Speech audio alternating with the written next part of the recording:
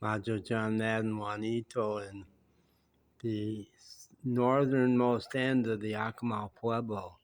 It was just carved out of the jungle about 8 years ago, and it's kind of wild out here. It's where I've chosen to live.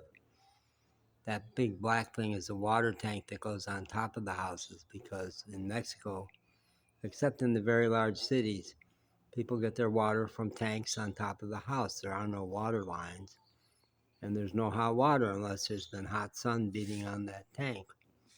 I'm going to give you a little tour of my apartment, which is not up to code.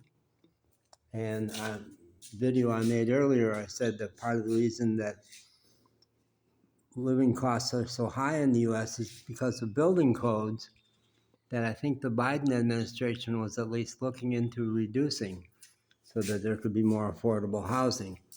Now, this is an electric line that my landlord, Marcos, sent to my house so I could have lukewarm water in my shower over there. He rigged all that up. Now, lots of Americans or even expats in Mexico would say I have a terrible standard of living over here because look, there's all this exposed stuff. I don't have a window yet. He does intend to put in a window, and I love it right now because the temperature is warm enough I can sit in the doorway and I make my bed every day. Good boy. I have a wonderful cat. Elvis looks in on me. And now 3 dogs that I'm feeding every day. I'll get the kibble from downtown. Now this is the electric line in that green tube. I don't have an electric account because my landlord rigged up free electricity for us here. So would that pass code? No. And would my middle class friends be impressed with my yard? No. I'm impressed with it. We had a fire pit there for Dia de los Muertos. My friends, the Chan family, made their tamales in a fire pit there. And look how pretty this is. That table ain't much. I love my yard. It's a lot nicer than when I moved in 2 months ago. I've got Christmas lights that Marcos rigged up. I've got a stage I used for dancing at my housewarming party.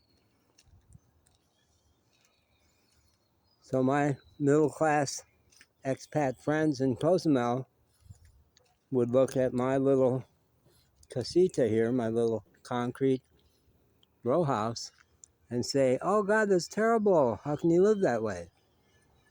I love living that way. I'm happier here than I've been maybe ever in my life, and I've lived in high-rise apartments in Chicago.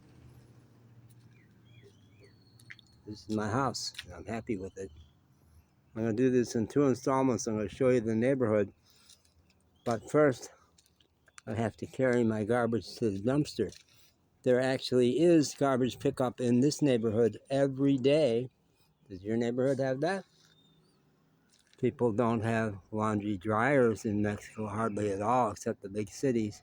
People hang out their laundry to dry and have old refrigerators in their backyard. Pretty flowers in the end of December. That's pretty great.